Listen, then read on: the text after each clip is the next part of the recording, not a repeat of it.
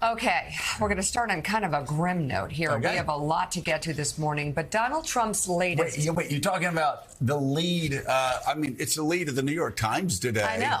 And I've got to say, it's really important that we're talking about the possible ending of democracy. And it's really important that these stories are in just about every day to, again, keep explaining to people. So if they decide they want to throw away American democracy and go toward autocracy, they can never say they weren't warned. That is true. Donald Trump's latest extreme remarks describing his political enemies as vermin that he needs to root out is sparking new concern about his authoritarian rhetoric, and that is the piece in the front page of the New York Times. And it notes this. He has insinuated that the nation's top military general should be executed and called for the termination of parts of the Constitution if he wins back the White House. He has said he would have no choice but to imprison political opponents. The paper continues. Mr. Trump's rise to power was almost immediately accompanied by debates over whether his ascendancy and that of other leaders around the world with similar political views signaled a revival of fascism. Fascism is generally understood as an authoritarian far-right system of government which hyper-nationalism is a central component. It also often features a cult of personality around a strongman leader, the justification of violence or retribution against opponents, and the repeated denigration of the rule of law, said Peter Hayes, a historian who has studied the rise of fascism. It feels like a history lesson. Again, go down the list. People say, oh, it's not fascism. And then you go down a list of fascist tendencies of past fascist leaders, and he ticks them all off, right, except for one thing.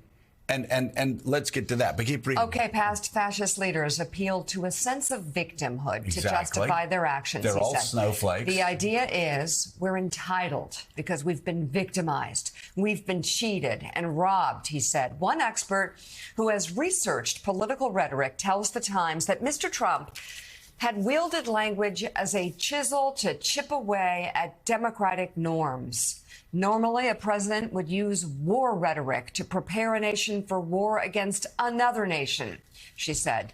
Donald Trump uses war rhetoric domestically.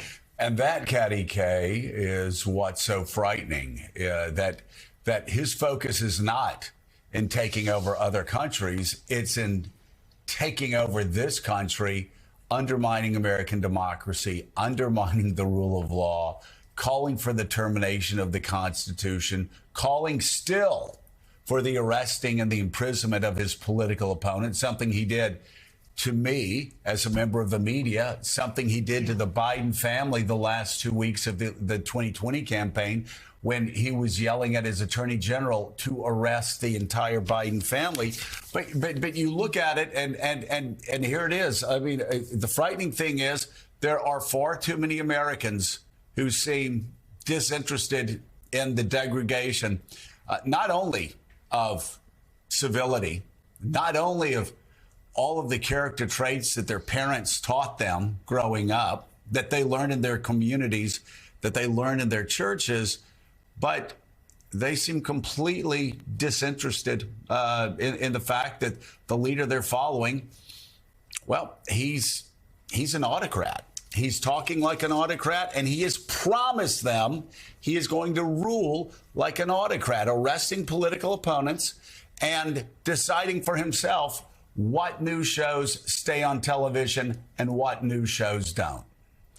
So over the last few years, you've had a lot of Trump supporters kind of hide behind this idea of seriously but not literally, right? Or literally but not seriously. That it's all kind of a joke when he says this sort of thing. Right. It's the press saying, oh, look, getting their hair on fire and saying this all sounds very autocratic.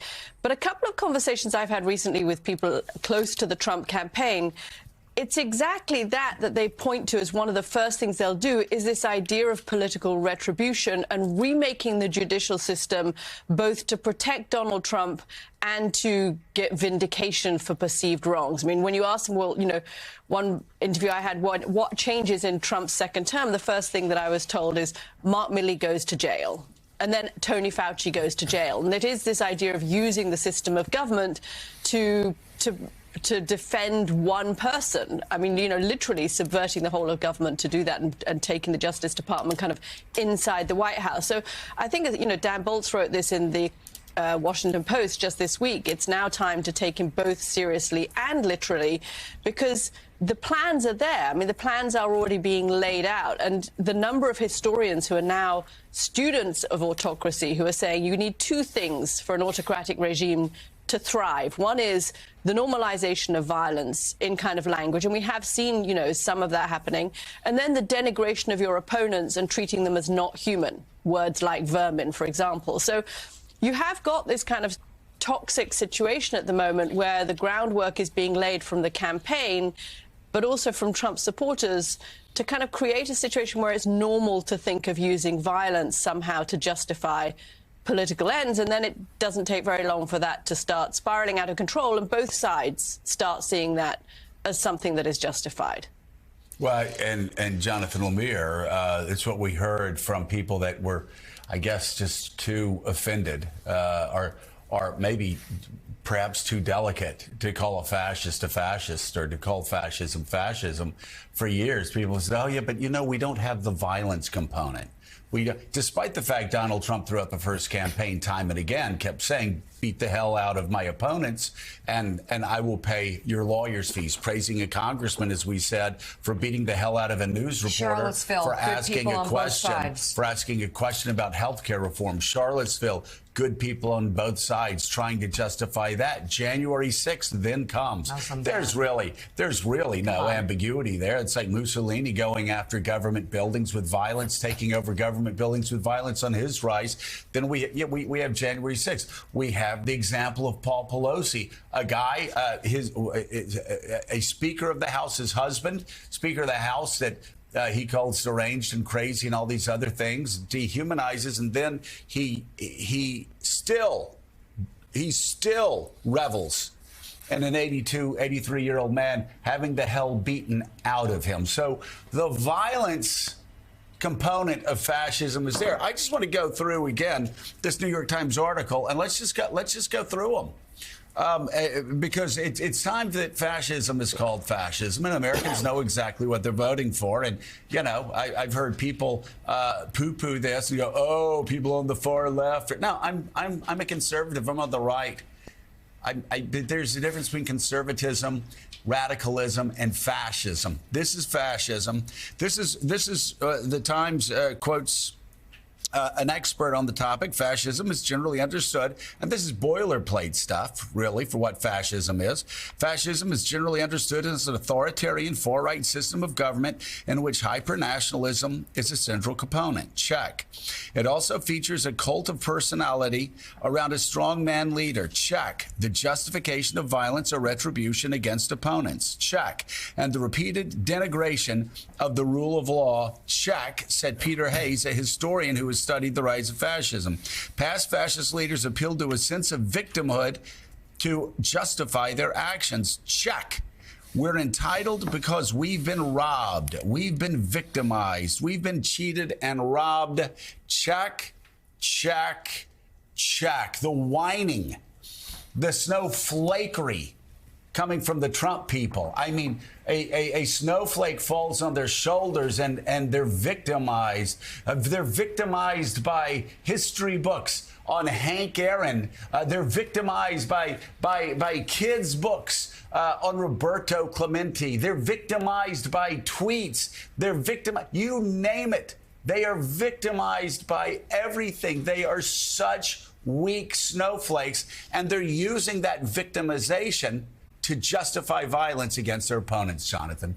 Yeah, this is such an important conversation to call out what we're seeing clearly and plainly. It reminds me of 2015, 2016, a lot of media organizations struggled to characterize some of the things he was saying. And we'd come up with phrases like racially tinged. And instead of eventually where we simply called things racist when they were racist. And I think that's where we are now, too, where it's time to say these things are fascist. Use the word. And I know we've been doing that on this show for a while, but it does seem like media organizations, others, are starting to really do the same and make clear what is happening here, what Trump has done before, and what is threatening to do. And I actually was at a journalism conference over the weekend. Our friend Molly Jong Fast was on a panel with me, and we talked about how we should be approaching this candidate, this campaign, as journalists, how we should say he is an insurrectionist candidate. And yes, while of course there will be focus on the day-to-day developments, there'll be focus on polls, there'll be focus on policy. One thing that I said there and we endorsed as a panel is the idea of we need to focus on the stakes of this election. It's not just the day-to-day events, it is the stakes. And frankly, the stakes are our democracy itself. When we hear Donald Trump put forth his plans for what a second term would look like and embrace this fascist rhetoric and policy. Right. Another thing that fascists do is they obliterate norms, and in Trump's case, he's coming at this country with so many different problems, with so many different, whether it be racist, fascist, cruel, just sick tendencies that you can't keep up with it. And you pointed out one, quite frankly, relatively, shouldn't be, small example, the Paul Pelosi example, where he was brutally attacked by a man inspired by Trump in his home. I just want to put a frame around this. He's still making fun of it, insinuating it was coming to him and there was something with his life, that this is a guy who was inspired by Trump, who broke into his home and beat him, I believe with a hammer. Yeah. And imagine, I don't know, when Steve Scalise was shot. If any one person, not just any one person, if Barack Obama, anybody, because let's make that, this isn't somebody on a back bench. This is the leader of the Republican Party. So it would be as if Barack Obama continued mocking Steve Scalise for getting shot while practicing baseball for years into the future. My God. What would happen in the press? What would happen? What would Republicans say? There would be rightfully a meltdown. And now there's silence. Yeah. Because this is Donald Trump, who is glorifying the beating up of an 82, 83-year-old man. And the